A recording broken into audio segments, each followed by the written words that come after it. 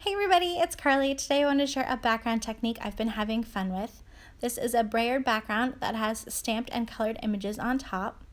So I am starting with my background and I'm using a rubber brayer. I'm getting it nice and inked up with some dye inks. And then I am rolling the brayer on my nonstick craft sheet to soften any kind of harsh edges because I don't want any like oval shaped marks or anything like that to end up on my background.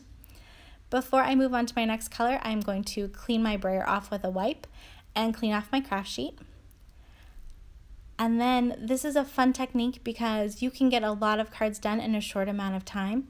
So if you are mass producing, you can line up a whole bunch of panels and do all of the peach ink and then move on and do all of the coral ink and all of the pink. So you can get a lot done and it has a really fun effect. Another cool thing about this technique is you can also apply that ink to the craft sheet and pick the color up from there instead of starting with your ink pad.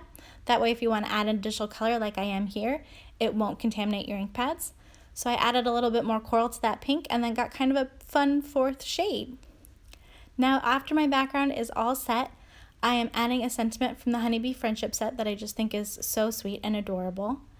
Then I'm stamping some buttercups from the Chin Up Buttercup set from Honeybee.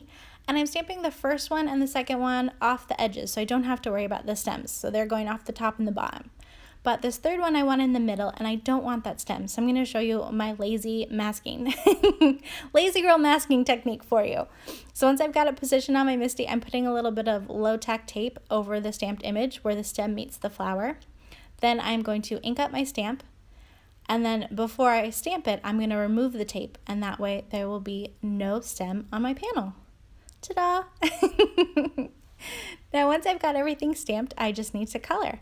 I'm coloring those buttercups with some shades of pink because they're some kind of flower, I don't know.